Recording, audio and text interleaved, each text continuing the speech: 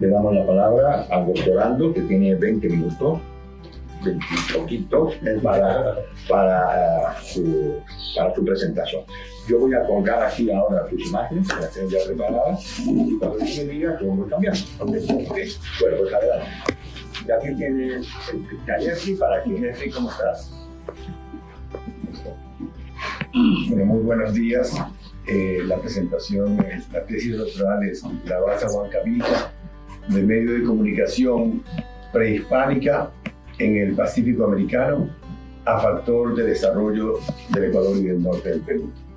Realmente este tema es algo que me interesó, lo de la balsa, desde que vi la balsa de Vital Alzar en 1966, que la construían en el Malecón, y de ahí tuve algún interés en esto. Luego con el trabajo de Jenny Estrada, Jorge Marcos, que habla de que la balsa iba hasta México, tuve ese interés.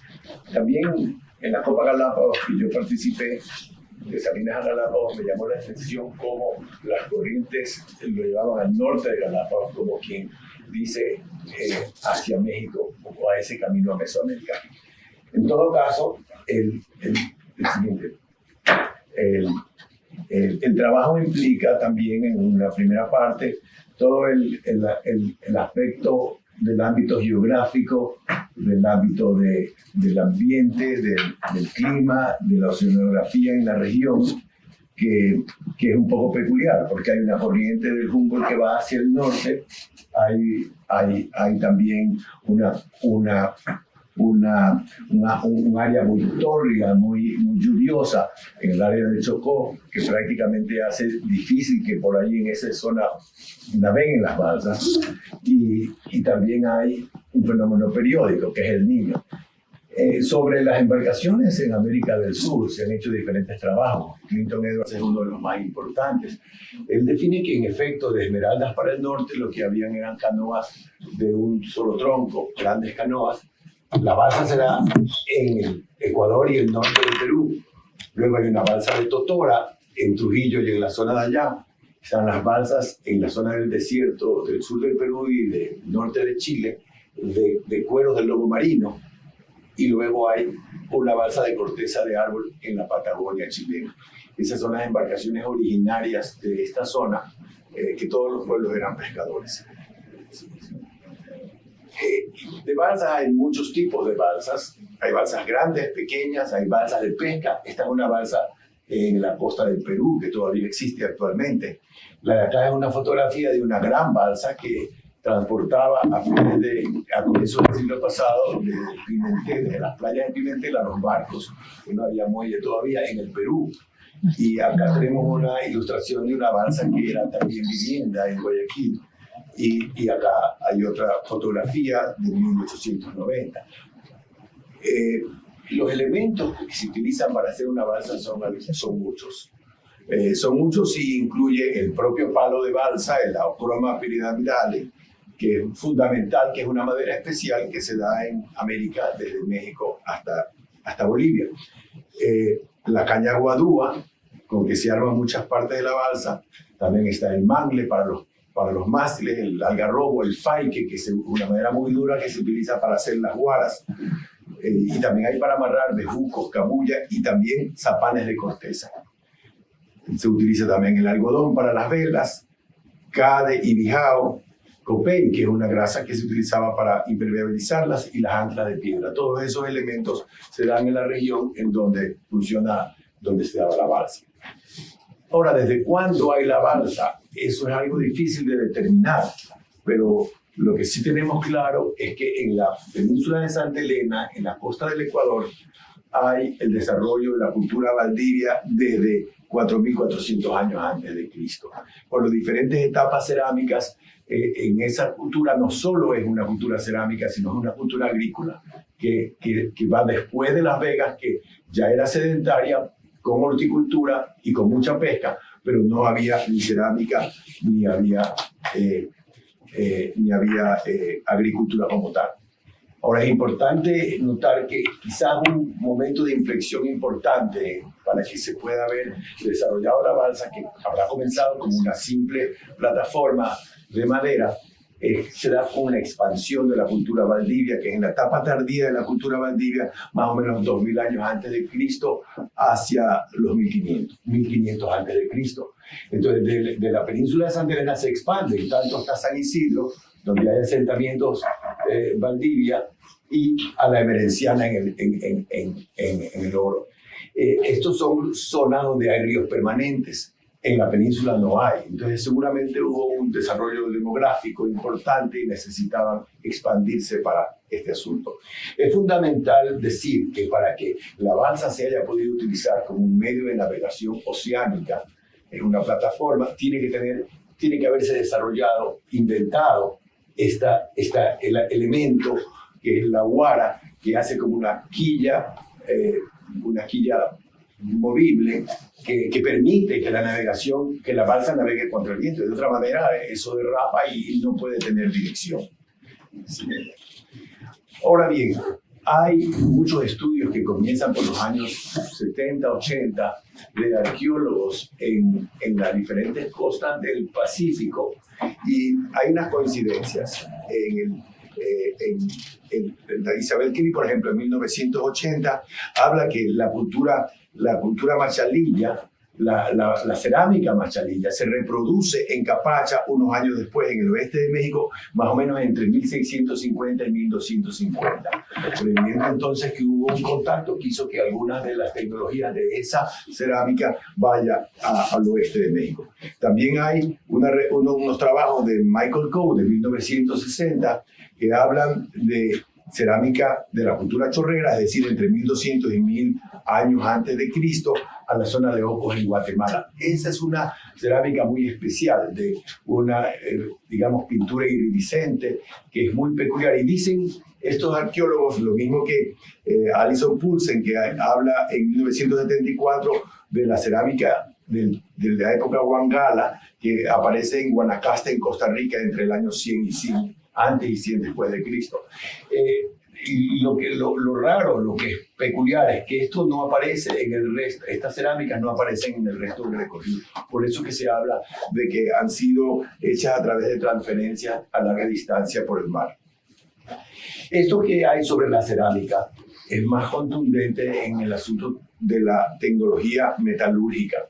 Ahí trabaja Dorothy Hosley, y ella hace en 1994 un libro muy importante que se llama Los sonidos y los colores del poder, la metalurgia sagrada del oeste de México. Ella analiza la tecnología del cobre arsenical, que es realmente un bronce americano, y ella dice que eso se da en la cultura lambayeque, en Sicán. De ahí pasa al Ecuador y aparece en México como la primera vez que aparece metalurgia, es decir, la mezcla de metales en el oeste de México, y que de ahí pasa a Mesoamérica.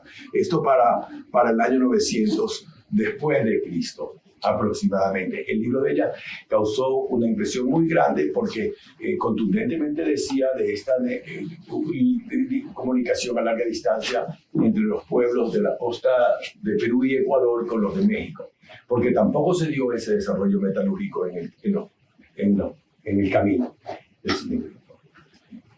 Aparte de estas dos tecnologías de cerámica y de metalurgia, hay algunos otros elementos que nos inducen a pensar que hubo la transferencia de alimentos. Por ejemplo, hay maíz, ají y también algodón, cacao, que son comunes en las dos regiones. En el caso del cacao, el cacao es originario de la Amazonía, del norte de la Amazonía, pero para el año 3000 antes de Cristo aparece en Palanda. El arqueólogo Valdés ha trabajado allá 20 años con un grupo francés y encuentran la primera muestra del cacao dentro de una vasija. En la costa del Ecuador hay muchas. Hay 8 variedades de cacao muy antiguas. El cacao en el Ecuador se utilizaba principalmente la pulpa, más que la pepa. Entonces hubiera sido un producto conveniente para llevarlo en las balsas en la navegación a larga distancia, y como todos sabemos, más o menos en el año 500 antes de Cristo se comienza a cultivar, a sembrar en Mesoamérica. Y esto permite, y allá en Mesoamérica, más vale, en vez de la pulpa, lo que utilizaban era la pepa y el chocolate. En cuestión de animales hay dos dos peculiaridades. Hay un pájaro adrentejo que aparece, que es propio de América del Sur. Y hay un sector en el oeste de México en donde solamente localizado en una región aparece este mismo pájaro. Es un pájaro que además es muy domesticable y canta, y es posible pues, que haya sido compañero de los marineros en las balsas. Y también hay una peculiaridad por los perros sin pelo mexicanos y peruanos. Aparece primero en México, luego en el Perú, y en Perú se le dio mucha importancia y no es un perro común en el resto de América. Entonces es posible que eso también haya sido transferido a base de la balsa. Aparte de estas cosas más físicas, hay también ideologías que se transfieren, costumbres e ideologías de una región a otra. Levi Strauss, él habla de que hay una cosmología parecida en toda América, pero especialmente se refiere a la costa del mundo andino, de Sudamérica, con el oeste de México y Mesoamérica. De hecho, hay lo que se llaman las tumbas de Tiro, que es una tumba muy peculiar, con una fosa y unos espacios, y estas son comunes en Colombia y en Ecuador y al norte del Perú, y también en una pequeña región del oeste de México, y no en ningún lugar del camino. Esto nos implica que también esa ideología sobre la muerte y sobre la forma de enterrar pasó se pudo transferir a través de la comunicación de balsa. Luego tenemos en el aspecto con el sur, hacia el sur del Ecuador. Ahí el espóndilo es uno de los marcadores de la comunicación que puede haber habido. El espóndilo se lo comienza a utilizar en la cultura Valdivia, y de la cultura Valdivia luego va a la sierra del Ecuador. En Cerro de Arriba hay espóndilos, y luego hay espóndilos que aparecen en Chavín de Huantar, que es un sitio religioso del centro del Perú muy importante, en donde hay representaciones de espóndilos y de caracolas, y también que son todas de aguas tropicales, que no son aguas del Perú, sino del Golfo de Guayaquil hacia el norte. Esta representación del espóndilo es muy importante allá, pero es posible, y lo lógico sería pensar que ese espóndilus se llevó por tierra hacia allá, y realmente el espóndilus aparece ya en mayor cantidad es a comienzos de nuestra era, en el norte del Perú.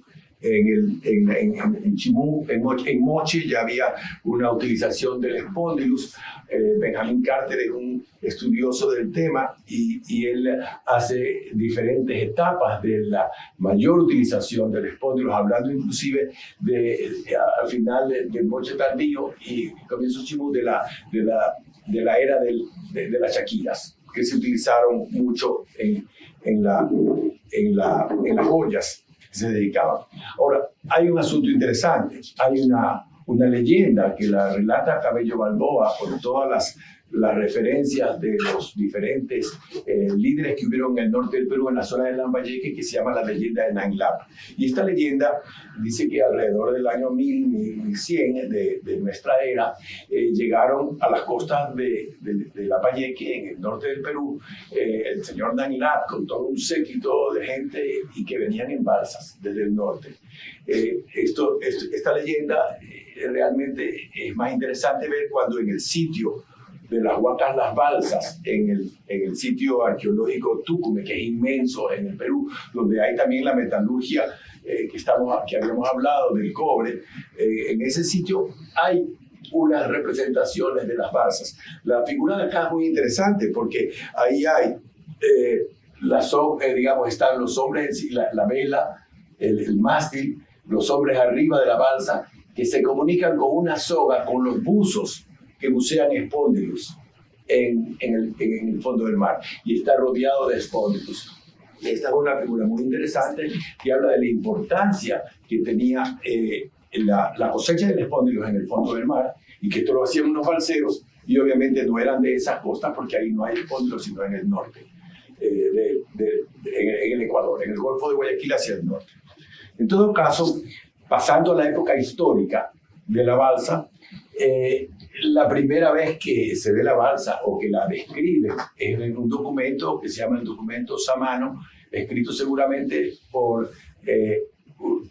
se dice que es por Jerez, Francisco de Jerez, que la describió de lo que vio Bartolomé Ruiz, que se encuentran con la balsa frente a las costas de Manabí en el primer viaje que hacen hacia el sur en los españoles, que llegan hasta el norte del Perú. Ahí describen no solo las balsas que habían encontrado, una balsa grande con mercadería, con algunos balseros, y de esa balsa salen los primeros traductores. Felipillo estuvo ahí y ahí pasa, lo coge Bartolomé Ruiz y después va con Pizarro inclusive a España. Luego, en los relatos, en todas las historias de la conquista del Perú, Cieza de León y todos los cronistas mencionan los sitios en donde había la balsa. Entonces eso es interesante porque nos permite ver el ámbito desde más o menos Coaque, en el centro de Manabí, hasta el norte del Perú, había difundida la balsa, grandes y pequeñas, según lo que describen los cronistas. La primera representación de la balsa, en cambio, la hace Girolamo Benzoni, que es un italiano que estuvo en América en el año 45 y escribe él en Italia, cuando regresa, la historia del Nuevo Mundo. En esa historia del Nuevo Mundo hay una representación de una balsa más grande con algunos pasajeros y de unas balsas pequeñas que utilizaban para pescar. Él menciona estas balsas en su libro y después de los primeros. Luego, en el propio siglo XVI, es decir, debe haber todavía balsas que navegaban, balsas grandes que navegaban conjunto con los barcos españoles, porque en el Mapa Mundi de Abraham Ortelius, que fue publicado en 1570, vemos una interesante representación de una balsa, aparte de un galeón español. Entonces, eso es indicativo de esa circunstancia. En el siglo XVI, el siglo XVII y siglo XVIII hay algunas representaciones. Primero hay algunas descripciones de libros escritos en inglés o en holandés, como Joris Spielberger, que en 1619 escribió un libro sobre su viaje alrededor del mundo, y ahí dibuja él una balsa en la bahía de Paita, y hay una balsa también grande, más grande, con 2 velas, y una balsa pequeña que tiene un cóndor encima, que es una balsa con remo y la otra es una balsa con vela. Entonces en Paita pues era común todavía esto y la describe ahí. Y hay un pirata o un corsario, digamos, William Dampier, que era un corsario muy ilustrado porque hace un magnífico libro, que en 1697 describe la balsa. La balsa, lo que tenía, el cubículo de habitación, que era la bodega, el cubículo de habitación y la bodega para mercadería, con detalles, como ese cuarto, esa casa que se ve en las balsas tiene 3 pisos. No son pisos muy altos, pero puede facilitar la vida de los viajeros en balsa. Luego, una de las descripciones más importantes de la balsa es la hecha por Jorge Juan y Antonio de Ulloa en 1748 en su relación histórica del viaje a América Meridional. Ahí Jorge Juan escribe la sección que habla específicamente de cómo navega la balsa, describe muy bien cómo funcionan las guaras. Él era marino y viajó y se embarcó seguramente en la balsa para describir con tanto detalle la forma en cómo la balsa funcionaba. Y él habla de que esta invención de la guara era algo muy peculiar que puede servir a las naves de emergencia que se utilizaban en los barcos para poder rescatar a más personas cuando hay accidentes. En las descripciones de Guayaquil, en los cuales trabajó María Luisa Laviana, sobre todo en el de Francisco Requena y de Alcedo, hay toda la información sobre Guayaquil, sobre dónde había la madera de balsa, donde navegaban en el río de Guayaquil las balsas, y esto hace pues una evidencia de la cantidad de utilización de balsas. Requena, que fue gobernador de Guayaquil, hace una pintura de Maynas, pero estuvo en Guayaquil muchos años. Él hace una pintura de una balsa de Guayaquil, que es bien completa. Esas son las balsas que navegaban en el río de Guayaquil. La expedición Malaspina, que es una expedición que sale de España, una expedición científica española dirigida por Alejandro Malaspina. Él viaja alrededor del mundo también durante 3 años, y en Guayaquil está un mes. Hay un pintor Cardero que iba en la expedición que presenta algunas pinturas o acuarelas, dibujos de la balsa. Esta es quizás la más interesante porque está tomada desde Guayaquil, está el barco de la expedición española, está una balsa y atrás se ve el Chimborazo, que es una vista que se puede ver desde Guayaquil. En el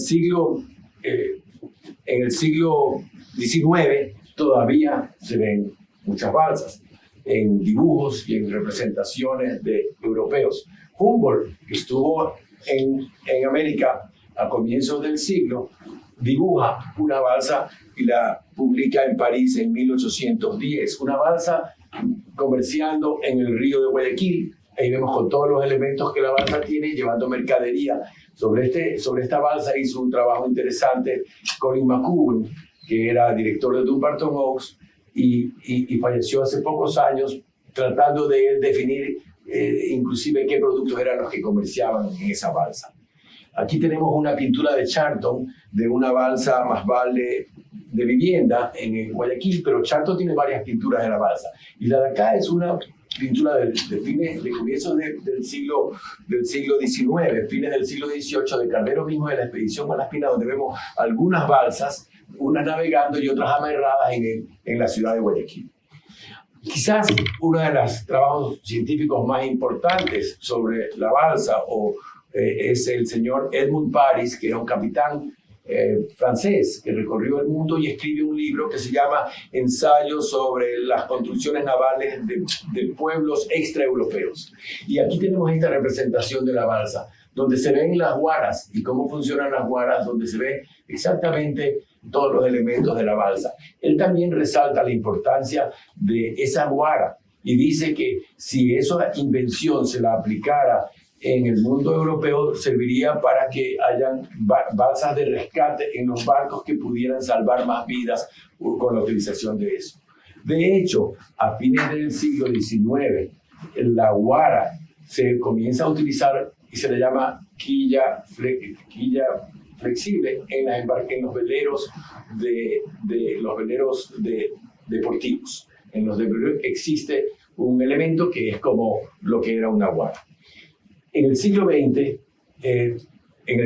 tenemos todavía balsas, pero comienzan a desaparecer porque el motor a vapor, primero los barcos a vapor desde mitad del siglo XIX y luego los motores y luego la construcción vial hizo que se vayan utilizando. Pero todavía vemos que en el norte del Perú había balsas grandes. Y yo tuve la oportunidad de entrevistar, de conocer, de grabar algunas de las conversaciones con el señor Agustín Pasos Querevalú entre el año 12 y el año 13. Fue muy interesante, tengo las grabaciones, y él, que era una persona de 92 años, falleció hace 6 años, él me contó los detalles de sus viajes anuales de las balsas desde el norte del Perú, de Sechura y Paita, navegaban anualmente por el mes de octubre, llenos de pescado seco que habían pescado durante meses antes para ir a Guayaquil, con el objeto de vender el pescado, comprar nuevas balsas, porque en el norte del Perú no hay balsa. Ellos se adquirían las balsas seguramente desde época milenaria en el Golfo de Guayaquil para arriba, en Puná, en donde compraban nuevas balsas, compraban algunos otros elementos, caña, guadúa, y viajaban de regreso en mes de enero, febrero, cuando ya las condiciones de navegación se hacían más fácil para ir para el sur.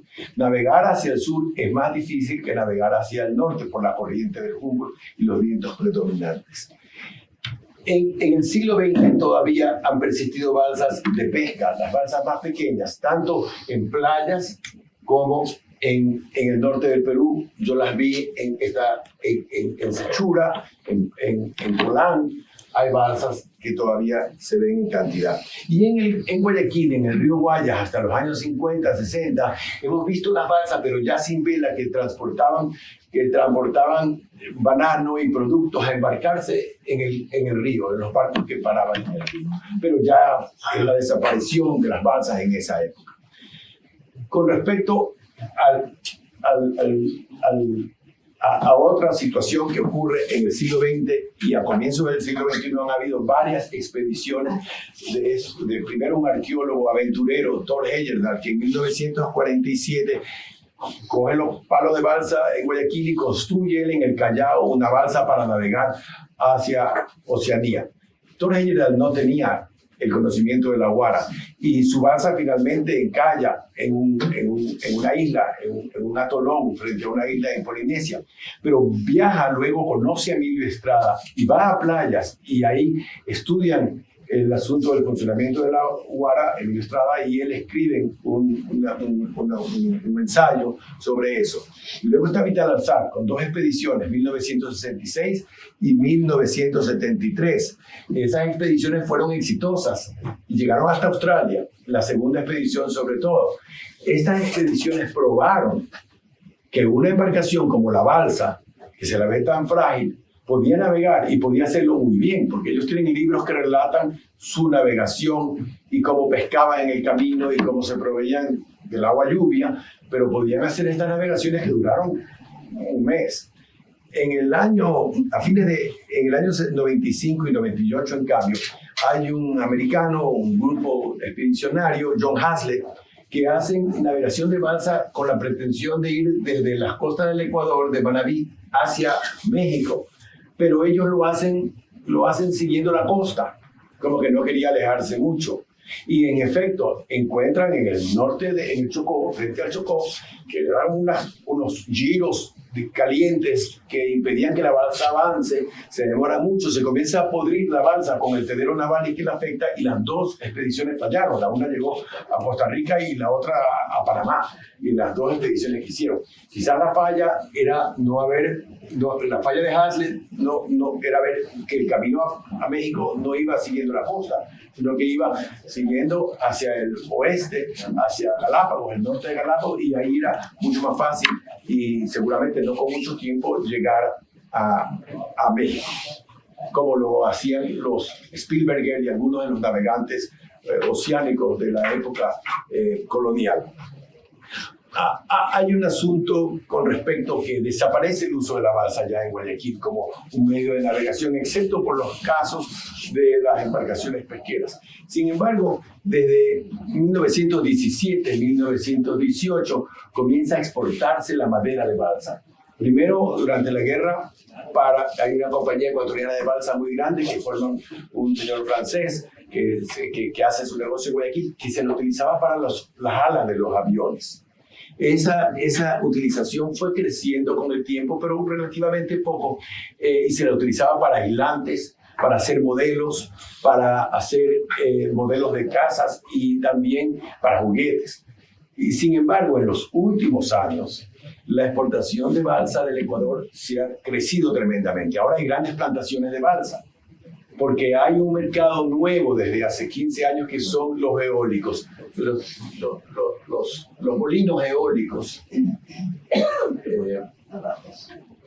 Los molinos eólicos que ahora están llegando a todo el mundo tienen su estructura interna en balsa, revestida con un metal. Y esto ha hecho que el año 2020 Ecuador exportó $402 millones en balsa, que la cosechan, la secan, la cortan, la ponen en contenedores y se va. Y hay algo peculiar.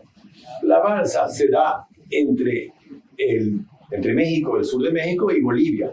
Sin embargo, el 85% de la balsa que se produce en el mundo para exportación sale del Ecuador. Y el otro 12, 15% restante sale de Nueva Guinea, donde la compañía ecuatoriana de balsa hizo plantaciones hace 20 años. Entonces, de alguna manera, siendo la balsa generalizada en América, donde se le dio la utilización como una madera especial para construir estos veleros navegantes oceánicos, y que ahora sirve como una madera flexible y liviana para estos eólicos, la producción se da y el uso se da en la costa del Ecuador. Yo digo quizás es porque es un clima donde se da la madera, pero hay larga temporada seca, que permite que la balsa pueda secarse y utilizarse como medio de flotación. Como conclusiones, yo diría que cada vez hay más investigadores de culturas del Pacífico americano. En las últimas semanas me llega información de nuevos trabajos realizados sobre los indígenas Tarasco en el oeste de México, en donde hablan todos de la comunicación a larga distancia con Sudamérica. No dicen en qué, pero que ha habido una comunicación marítima a larga distancia. Nosotros creemos que la balsa oceánica Vela es una embarcación adecuada para hacer estas travesías, y de hecho lo han probado los expedicionarios del siglo XX. Creo que también tenemos que decir que hay una abundante evidencia histórica de la utilización de balsa desde la llegada de los españoles. Y también es importante ver que esta balsa con vela subsistió 400 años junto a las naves españolas. Entonces tenía que tener cierta eficiencia para que pueda haber mantenidos en el tiempo. De hecho, desaparece casi al mismo tiempo que desaparecen los veleros como medio de transporte, y que entra el barco de los barcos a vapor y a motor. Yo creo que más allá de lo que hemos visto, que hay mucho más por investigar en el futuro. Sobre todo es importante la realización de estudios genéticos de restos arqueológicos y de los actuales pobladores de las costas de México, del oeste de Mesoamérica y del Ecuador y el Perú, para poder evidenciar quizás no solo contactos precolombinos, sino inclusive migraciones que pueden haber existido en la balsa. Y también es importante el uso de técnicas modernas para fortalecer las evidencias existentes. Por ejemplo, estas guaras que existen en los museos en Estados Unidos, en Europa y en el Perú, y que yo he tenido la oportunidad de verlos en Washington, en el Museo del Indio Americano, en las bodegas del centro cultural en las afueras de Washington. Estas piezas de madera no han sido analizadas a profundidad. Primero, la dureza de la madera han persistido y tienen... tendría que estudiárselas para ver el contacto que han tenido con el agua, porque en algún momento inclusive alguna persona decía que eran herramientas de agricultura, pero para mí, para haberlas visto con Colin McCubbin y otros profesores que las pudimos analizar, son evidentemente elementos de guaras, y además están en la fotografía aquí, se anchan arriba y se adelgazan abajo para que puedan entrar con facilidad. Entonces son elementos realmente muy bien diseñados y que se encontraron en contextos funerarios en la zona de Chincha, que era la zona donde las guaras o las balsas hicieron contacto en la época incaica con el Perú para ir al Cusco. El profesor Marchena ha hecho un trabajo sobre ese tema, y es muy interesante entonces ver que estas guaras que se encontraron en ese contexto hayan sido quizás un elemento, porque se contaron en contextos funerarios. Quizás algún señor que era dueño de balsas pues se enterraba con su pieza. En todo caso, agradezco la atención de ustedes. Creo que no nos hemos pasado mucho del tiempo. 15 minutos solo. En todo caso, digamos, ha sido un trabajo que nos hemos demorado algún tiempo, pero tuvimos una interesante investigación en Dumbarton Oaks, donde gracias a ellos a una pasantía pudimos estar 2 meses y aprender todo lo de la arqueología que necesitábamos aprender para poder hacer el trabajo.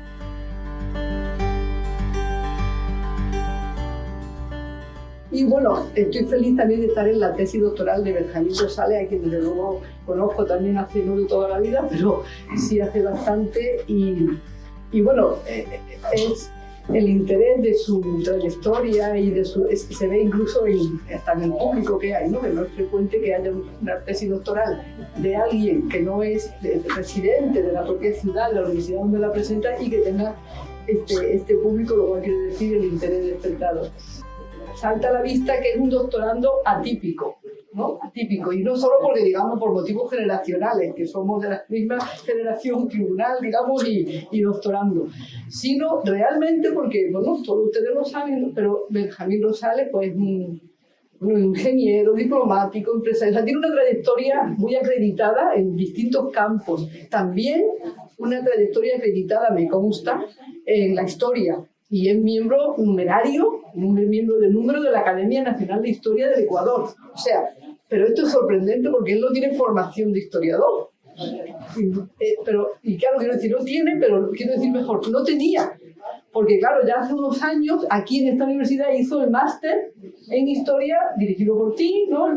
De mundos americanos o algo así se llamaba ese máster. Entonces ya tiene una maestría en historia. Y es que hoy, eso hace ya 8 años, 9, lo que sea, pero es que hoy está haciendo un doctorado en Historia y Humanidades en la Universidad Pablo de la Vide. Por lo tanto, ya desde hoy, ya sí que no se puede decir que no tiene formación de historiador. No la tendrá en el grado, primero la licenciatura, lo que diríamos, pero ya sí, de manera que yo solamente por eso ya, desde luego, le felicito, ¿no? Porque ahora ya sí. Pero sí, esta trayectoria la quería mencionar porque él tiene una persona de una formación multifacética, por lo tanto, o sea, no es corriendo, yo estudié historia, soy historiadora, pero él es ingeniero, diplomático, empresario, no sé qué. Entonces, esta formación multifacética se ve en su tesis, en su trabajo, y lo enriquece, y es un trabajo que además de un tema importante, interesante, que a él le entusiasma y lo ha demostrado, lo demuestra en el texto y lo ha demostrado aquí en la exposición y cada vez que se habla con él del tema le entusiasma y tiene motivo porque es un tema importante, pero es un tema que sí hay que abordar desde la interdisciplinaridad realmente y él lo hace, esta tesis es un estudio histórico sin duda, pero es que según las páginas que nos estoy leyendo, esto que es de geografía, de la navegación, de la es de arqueología, es de etnohistoria. Es un trabajo, ¿por qué? Porque él ha intentado conjugar y desde luego ha hecho un esfuerzo ímprobo de documentarse, de ver, estar al día de los estudios de otros. Nosotros pues tenemos que aprovecharnos de los estudios de otros que nos aportan, ¿no? Y entonces él ha hecho un esfuerzo ímprobo de recopilar todos estos estudios y todavía incluso después de terminar la tesis, él sigue al tanto, como ha explicado aquí ahora, hay recientes estudios que yo ya no lo he podido meter en la tesis, pero se sigue estudiando y habrá que seguir, ¿no? De manera que efectivamente es un tema que él ha abordado desde esta perspectiva multifacética que es la importante que hay que hacer, ¿no? Bueno, sobre la tesis, la primera impresión, yo lo he comentado con algunos, es apabullante, a mí y eso que yo conocía algún borrador que era incluso más, todavía más extenso en cuanto a extensión. Aquí, yo la primera vez que la he visto físicamente ha sido aquí, pero ven ese volumen a doble cara, está editado a doble cara, no a una sola cara. Bueno, impresiona en cuanto a la extensión, pero yo hice una ojeada primera y ya veo que no solo tiene esas páginas, sino que tiene más de 1500 notas a pie de página. Uno ya se queda seguro. Realmente esto hay que tomárselo con tranquilidad y leerlo despacio porque es mucho trabajo. Y lo que sí quiero decir, que lamento también la incomodidad de tener que leerlo con el ordenador, no en papel. Eso nos lo impone el sistema. Pero entonces ya adelanto, haré algunos comentarios, sí adelanto, yo considero que este es un trabajo que merece convertirse en libro, con las modificaciones que hay que hacer de transformar lo que es una cosa de investigación, una memoria académica para sustentar aquí, a transformarlo después en un libro que además que contenga todo el rigor, pero que también contenga, digamos, aligerarlo de algunas cosas para pensando en el posible lector y tal, ¿no? Y entonces yo estoy deseando ver esto como libro y leerlo entonces en papel y disfrutar, que es como uno disfruta leyendo, yo al menos. Porque además, una de las cosas que yo más destaco en este trabajo, ustedes lo han podido ver en la presentación de Benjamín Rosales, es las ilustraciones. Lo tengo aquí anotado, 116 figuras. 116 figuras que suponen también un esfuerzo enorme que se le agradece de búsqueda porque él todo lo está contando y lo ilustra, todos los grabados, las láminas. Sin duda, una de las más bonitas es la de Requena, eso no me lo discutirá nadie, esa a todo color que ha conseguido, la lámina de Requena es preciosa. Esa es, vamos, faltaría más, ¿no? Bueno, 116 figuras, imagínense todo lo que es esto, más 54 mapas, tengo aquí anotado, 54 mapas. Esto, desde luego, responde a una búsqueda rigurosa y responde a ese deseo exhaustivo que él ha mostrado en su trabajo, ¿no? de exhaustividad investigadora. Ahora, sí queda, y eso sí le queda muy clara ya desde la introducción, que efectivamente que es una investigación rigurosa, exhaustiva, que no implica solo la investigación bibliográfica, fundamental y esencial que ha hecho, bibliográfica, sino también trabajo de campo. ¿No? Trabajo de campo donde está entonces aplicando, yo no lo soy, pero está aplicando metodologías de otras especialidades como la antropología y como la arqueología y está aplicando técnicas como la entrevista. Técnica como la entrevista que además luego él lo plasma en una parte muy importante de esta tesis, son los anexos, que yo creo que no lo subraya demasiado, tampoco lo ha subrayado demasiado en su presentación. Eso tiene usted que darle mucha importancia, porque sus anexos son unos aportes fundamentales. en gran parte, aparte, es de las primeras cosas que leí, porque además son muy interesantes, son sus viajes, cuando ha ido que sea a Tumbes, que sea a Puná, que sea, resulta muy ameno verlo, pero es que sobre todo estos son, los anexos muchas veces son como añadidos, tal, pero es que en este caso tienen una función de soporte, de fuente de la propia investigación, ¿no? Por lo tanto, los anexos sí son importantes y sí creo que deberán, eso no será de las cosas que habrá que excluir del futuro libro, que espero que esto se convierta, aunque haya algún anexo, creo que el número 9, que ese sí quizá porque es interesantísimo, pero como está publicado ya, ¿no? Lo ha publicado hace poco y tal, ese entonces sí podría ahorrar entonces esas páginas en el libro y se remite a usted mismo, ¿no? Bueno, no voy a insistir ya, la estructura me parece muy completa, totalmente aquí uno se entera de todas las corrientes marítimas, y todo absolutamente. Yo, por supuesto, como historiadora, lo que más me ha interesado ha sido los capítulos 3 y 4, ¿no? El capítulo 2, él mismo dice que es el que más trabajo le ha costado, más tiempo y tal, es el de la arqueología, digamos, y es uno de los más extensos también. Yo creo que quizá ha hecho un esfuerzo quizá incluso excesivo. Quizá a lo mejor no era necesario tanto, remontarse tanto para hablar de la balsa realmente. Entonces, yo, como no soy arqueóloga, lo agradezco muchísimo, porque yo todo lo que he leído en ese capítulo para mí ha sido, me ha facilitado mucho el trabajo de la lectura, porque yo no soy arqueóloga, soy especialista, entonces sí lo entendí muy bien. Lo mismo ocurre también, que eso es lo que me ha disfrutado yo, el capítulo 3 y 4, que son la parte histórica, realmente los cronistas, luego las descripciones, todo, hace un análisis, desde luego, muy completo, exhaustivo. Yo he visto algunas que no conocía, algunas de las descripciones que usted ha encontrado, que me ha interesado muchísimo. Es decir, en esta parte histórica está mostrando el mismo rigor, ¿no?, que ha seguido la búsqueda de la investigación arqueológica, ¿no? Y entonces, bueno, y también, de todas maneras, en esta parte, no tan exagerado, pero también se observa la misma, yo le diría, la misma exuberancia informadora. Un comentario ya último sobre la bibliografía, simplemente, ¿no? Los aspectos formales, algunos que ya personalmente lo comentamos, cuestión de errata, de cuestiones, pero la bibliografía es muy completa, desde luego siempre en este tema, todo el tribunal siempre se pueden echar en falta libros, eso por supuesto, yo ahí no leo. Un trabajo impresionante y muy meritorio en cuanto a su contenido, en el que se ofrece una completa sistematización de la balsa prehispánica, confirmando procesos ya conocidos y aportando detalles novedosos con los que se logra cumplir el objetivo que es su objetivo, investigar los orígenes, los siglos de existencia, destinos y usos de las grandes embarcaciones indígenas a vela del continente americano. De manera que eso es lo global. Usted responde a las preguntas desde cuándo navegaron, hasta dónde llegaron, qué llevaron, hasta cuándo se usaron estas grandes balsas oceánicas.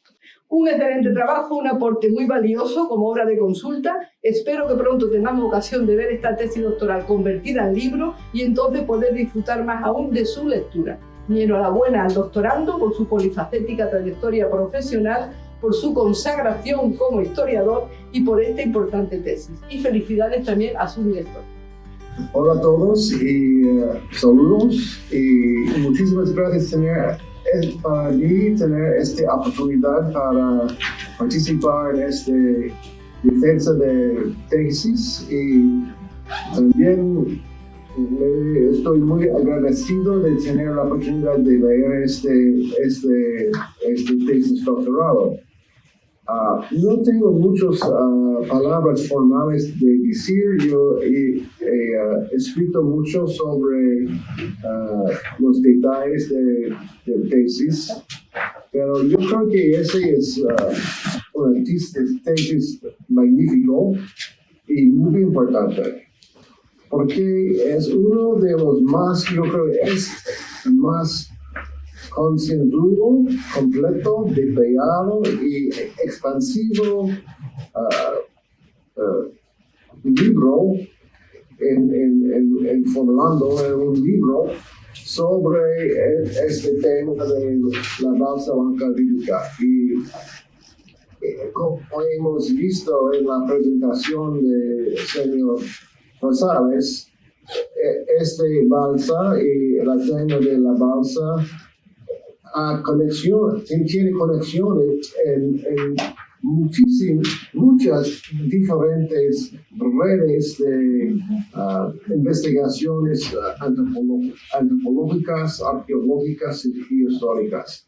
Y yo estoy en acuerdo con la doctora Laviana en el impresionante trabajo que el señor Rosales han hecho en las conexiones entre y los estudios detallados sobre estas investigaciones tan diferentes con relaciones como antropología, historia y cosas modernas en el siglo XX sobre el uso de la balsa Huanca Norteamérica. Y por eso yo creo que ese será el tesis doctoral que sería la cosa fundamental por todas las investigaciones sobre la balsa propia y también sobre muchas otras de las cuestiones que el señor Rosales han investigado. Y yo creo que esa es una vía muy importante por la avance de esos tipos de estudios en la prehistoria y historia. Y también muy importante, este es no solo una producción sobre la historia y prehistoria de Ecuador y la costa pacífica de América del Sur, y es un paso muy importante en la historia marítima del mundo, porque es claro, como podemos ver en esta magnífica presentación del libro, de tesis, que los navales de la costa de América del Sur y Mesoamérica eran una de las tradiciones más importantes en el mundo de esfuerzos marítimos. Y en ese sentido, esta disertación es importante no solo por la prehistoria o historia, pero sobre las cuestiones y estudios sobre la importancia del mundo marítimo del mundo.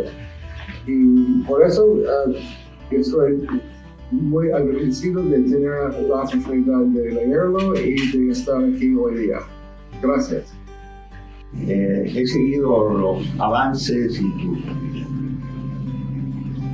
investigaciones de todo tipo a lo largo de estos años. Ya comentaba la profesora Laviana de tus pasos académicos, ¿no? Esa transformación en historiador que aquí lo demuestra sobradamente. Pero ya son unos años, ¿verdad? Y si le sumamos esos años en que has ido elaborando esto, a los años previos de investigación, yo recuerdo perfectamente tu primera intervención en el máster. Aquí en este programa, ¿no es verdad? Los primeros días, los primeros días cada uno tiene que exponer y defender su tesis, su hipótesis y las fuentes. Y yo recuerdo el día que Benjamín dijo, no, yo voy a trabajar en esto, y ya nos contó casi lo que quería hacer con su tesis doctoral. Y tenía una enorme cantidad de información. Así que si le sumamos a lo que ya tenía cuando realizó el máster, a lo que tiene hasta ahora, claro, es un bagaje informativo formidable que verdaderamente se ha volcado en este trabajo y yo creo que ha quedado formidablemente bien.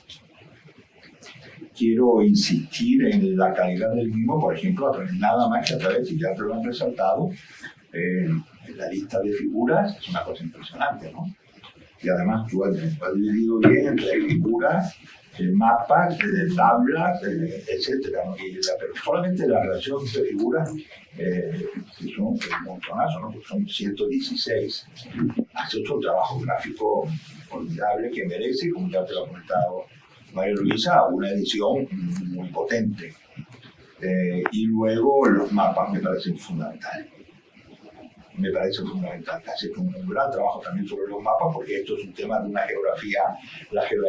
Hay muchas personas que no se creen que existe una geografía de los océanos. Sí, claro, existe una geografía de los océanos. No, la geografía de los océanos son las olas, los vientos y las corrientes, no, y muchísimo más.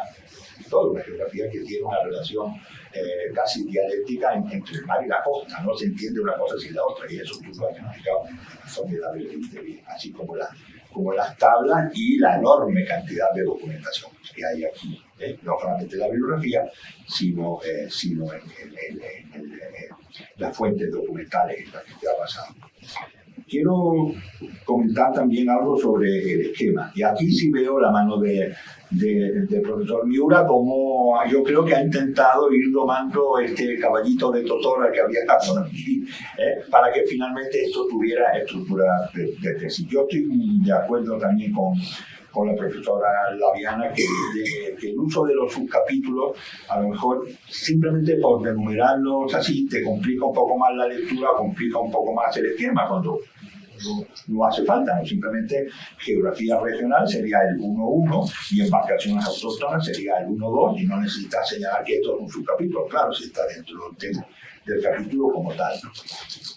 En cuanto a la estructura, me parece muy clara, muy bien hecha. Tienes un primer capítulo sobre la técnica y todo lo que tiene que ver con la nomenclatura de la balsa, un capítulo segundo sobre la demostración mediante la arqueología o las fuentes históricas del movimiento que tú explican muy bien logrados o los intercambios logrados a la balsa. El capítulo 3, que es el periodo colonial, el periodo histórico que señalaba María Luisa, y el capítulo 4, que ya nos acerca a nuestro día.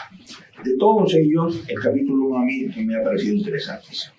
Déjame que también mi alma de físico salga por aquí, y te digo que gracias a este capítulo quedó producido un ingeniero, que está la parte de Benjamín Ingeniero, me parece fundamental. Lo que explica lo que es cada parte, y esto cómo funciona, y por qué se navega de esta manera, y no se puede navegar de otra, y marino navegante. Claro, bueno, ya se ve además por los anexos formidables, sino ya además por las conversaciones contenidas sobre la navegación.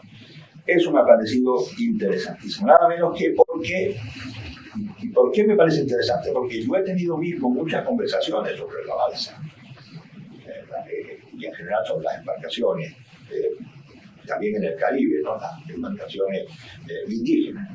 Y todo el mundo me contestaba y me decía, bueno, eso es una cosa así de poca monta, ¿no? Es un tronquito vaciado, unas maderitas puestas de una manera, ataditas con... ¿no?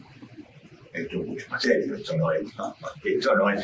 no es, digamos, una solución tomada al paso. Aquí hay todo un estudio formidable que Benjamín lo muestra muy bien. La construcción de la balsa no es una tontería, es una cosa que tiene una ciencia extraordinaria y una gran experiencia en navegación colocada sobre esto, porque claro, tú aquí cuentas la experiencia de la balsa hecha, pero ¿cuántas navegaciones, si quieres, anteriores fueron necesarias para llegar a un modelo desarrollado como este?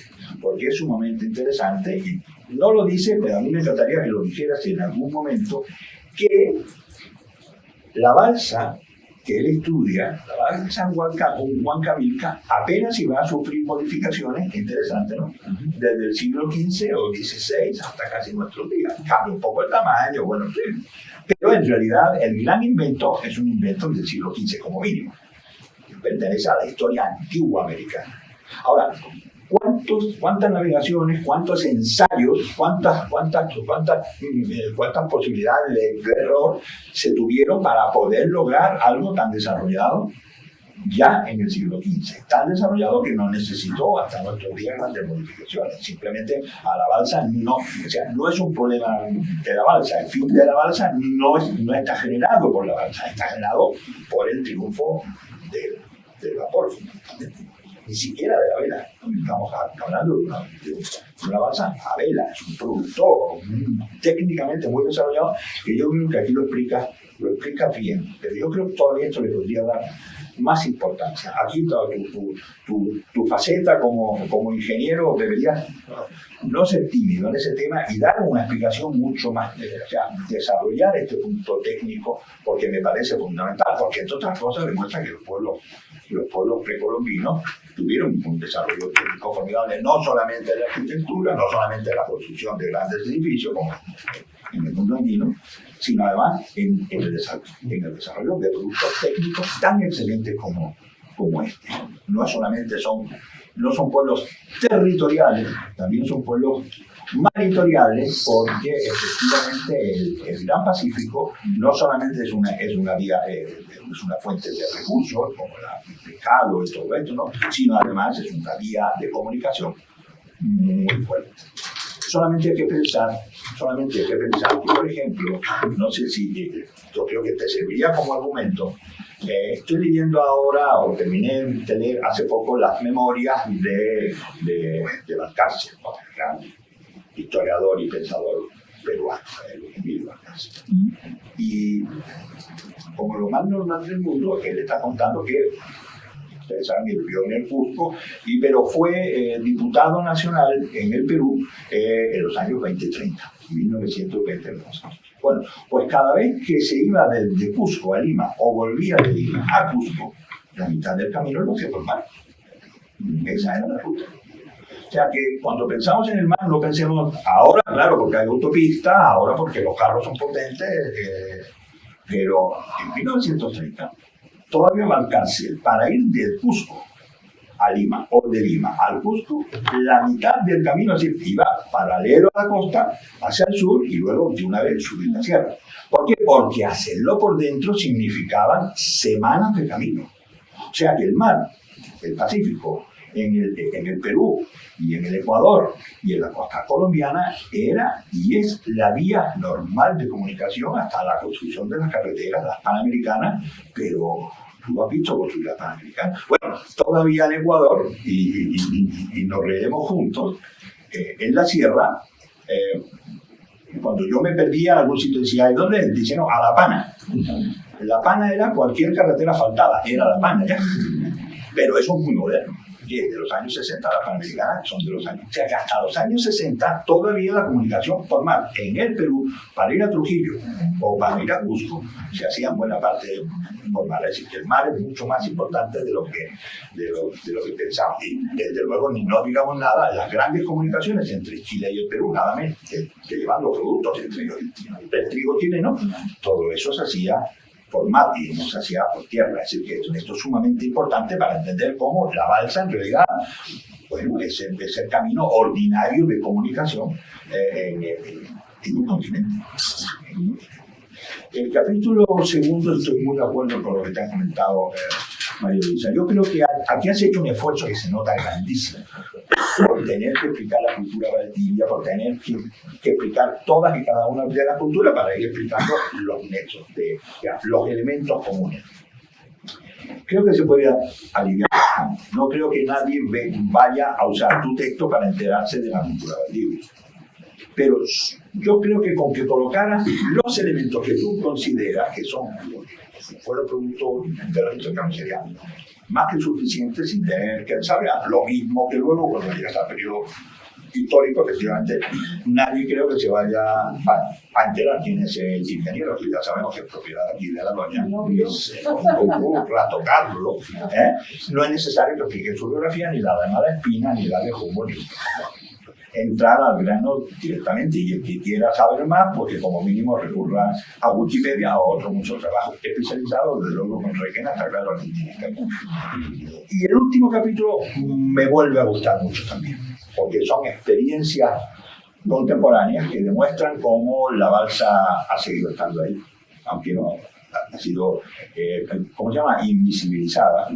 Simplemente porque a lo mejor se ha considerado un elemento así retógrado, antiguo, subdesarrollado, cuando en verdad fueron los caminos populares, ¿no?, de transporte en el río y en buena parte de la costa hasta fecha muy reciente.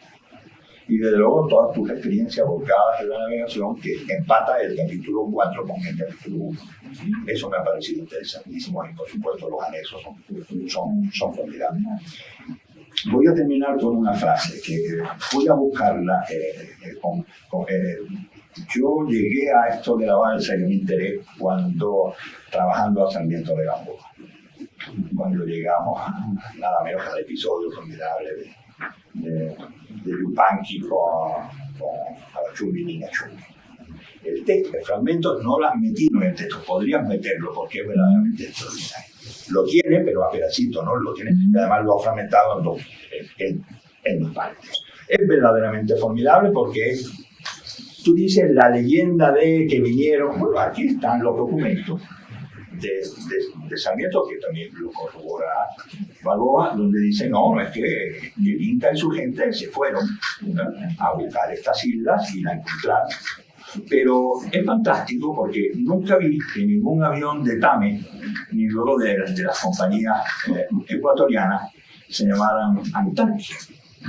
Porque Antarqui, dice Sarmiento, que no estando convencido el Inca dice, como esto se lo dijeron unos comerciantes, dice, como de los comerciantes que fui hace poco, él tenía su Antarqui.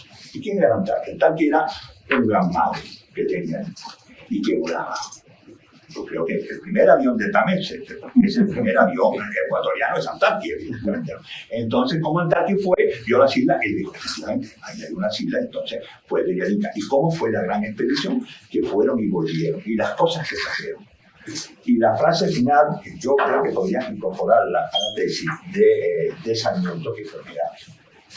Porque si alguien no se cree lo que Valentín Benjamín nos está contando aquí en esta tesis, creo que podría usar la misma frase que tiene Sarmiento.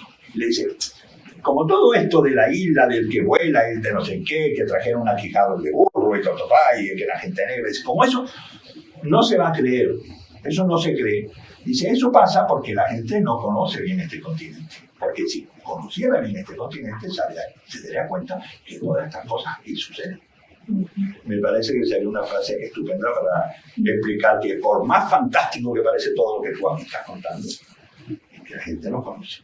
Y para eso estás tú, para explicarlo en esta tesis doctoral tan estupenda, de la que yo te felicito, y de luego felicito al director, a mi querido amigo y hermano José María, porque creo que había hecho un tándem formidable domando a esta balsa y abriendo un camino formidable. Así que muchas gracias para los dos.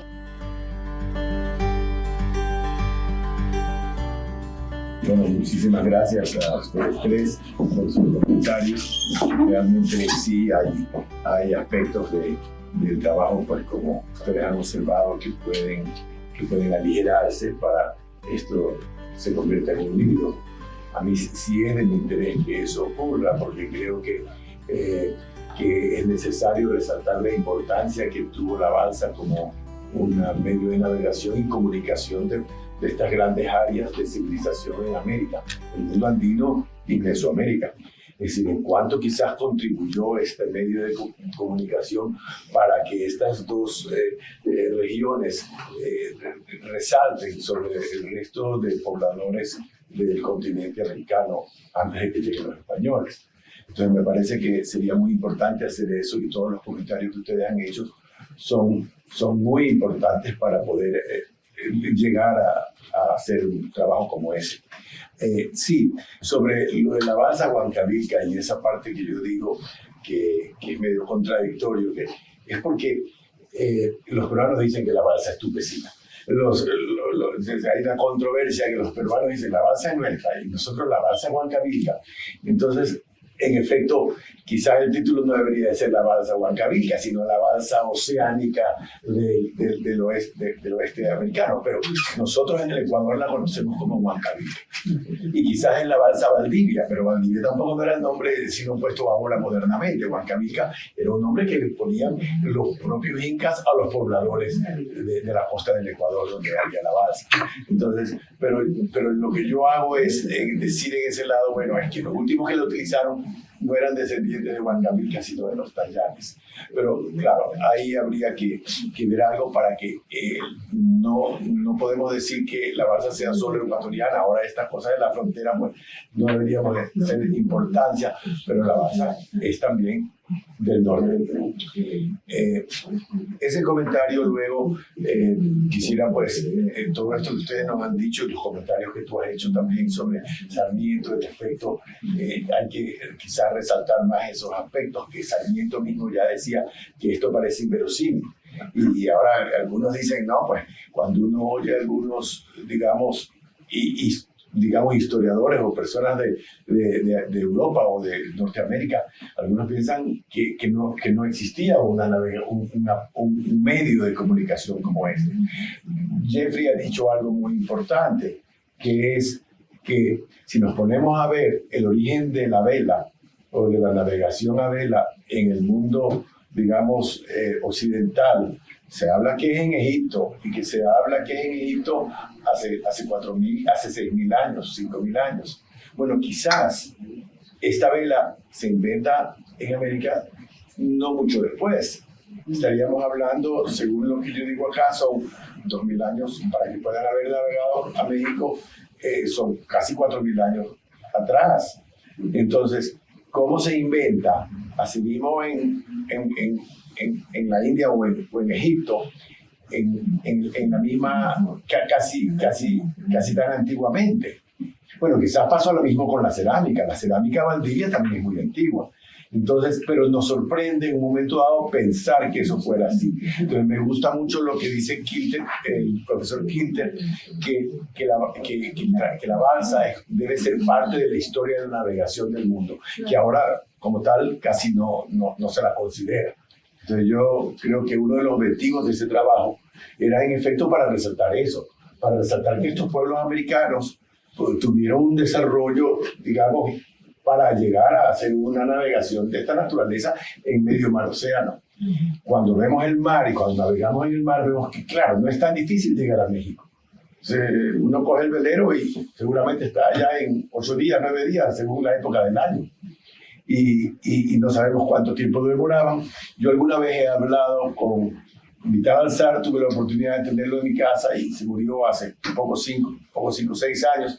Yo quería hablar con la Armada del Ecuador, con la Armada Mexicana, ¿por qué no hacemos una réplica nueva de la balsa para coger esta ruta? Que yo creo que es la más factible, digamos, de manera de navegación, para poder hacer un experimento ahora en el siglo XXI y que pueda seguir esa ruta y confirmar de alguna manera que esta ruta es una ruta milenaria y que sirvió para el avance de las civilizaciones americanas. Yo les agradezco a ustedes esa idea de llegar a concretar esto en un libro. Creo que es un trabajo adicional que va a haber que continuar y en un momento dado, no sé si es algo que deba hacerse solo en español o como el mundo académico también tiene mucho que ver en inglés, o si es algo hacerlo en los 2 idiomas, pero eso ya implicaría más trabajo. Los dos. Bueno, en todo caso, ese sería un trabajo adicional, pero creo que esto sería pues como aporte para el conocimiento de la balsa y la importancia que esta embarcación tuvo en las civilizaciones americanas y digamos que es algo que nosotros en el Ecuador a veces hablamos de esta balsa y en el resto del mundo dicen, estos están muy locos, que pueden haber habido esta embarcación tan sofisticada que pueden llegar y tú le dices entonces la frase de Sarmiento. Es una frase de que ustedes saben muy poco. Saben muy poco y no conocen este mundo y lo que este mundo fue. Entonces les agradezco muchísimo. Bueno, muchas gracias. Mis primeras palabras en el día de hoy no pueden ser otra cosa que agradecimiento. Agradecimiento en primer lugar a los miembros del tribunal, al profesor Kilter, a María Luisa Laviana, a Juan Marchena, por la lectura.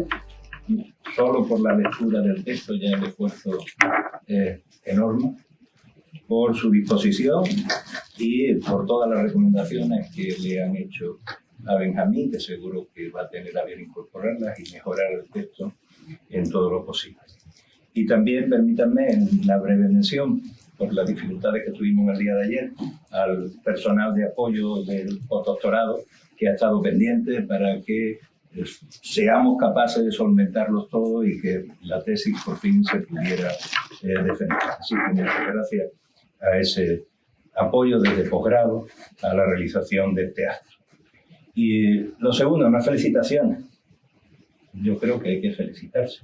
Una tesis doctoral, que es el acto más importante que puede desarrollarse en el ámbito universitario, el título superior, es motivo de, déjenme que actúe como medievalista, de albricias, de orgullo, de felicidad.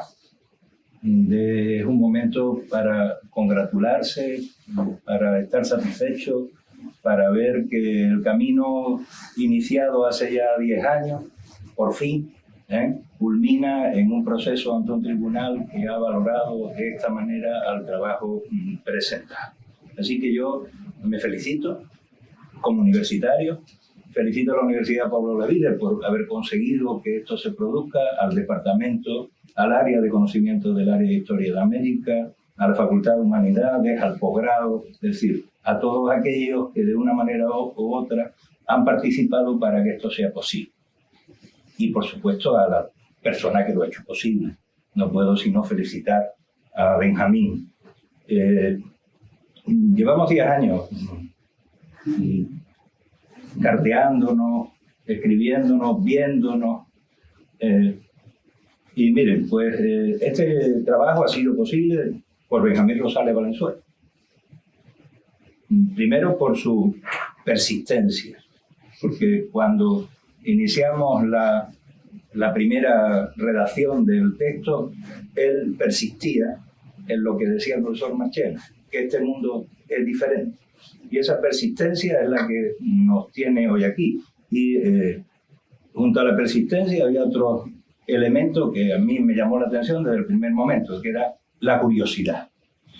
Benjamín es un hombre curioso. Es decir, ¿no? Si hay algo que no entiende, él se queda con la posibilidad de buscar una respuesta. La respuesta puede ser más o menos adecuada, pero hay que buscar una respuesta.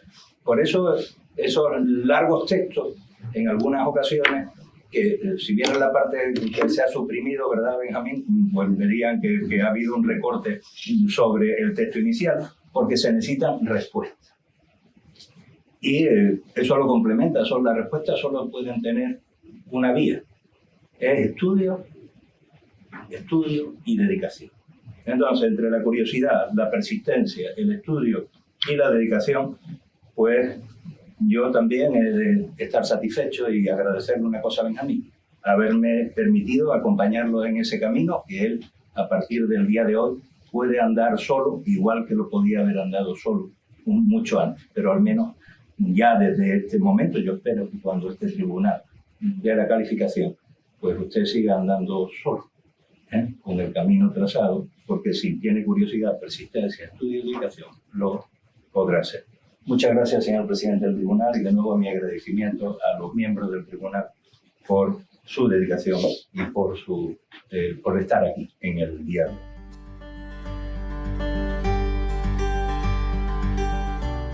Bueno, pues reunido el tribunal y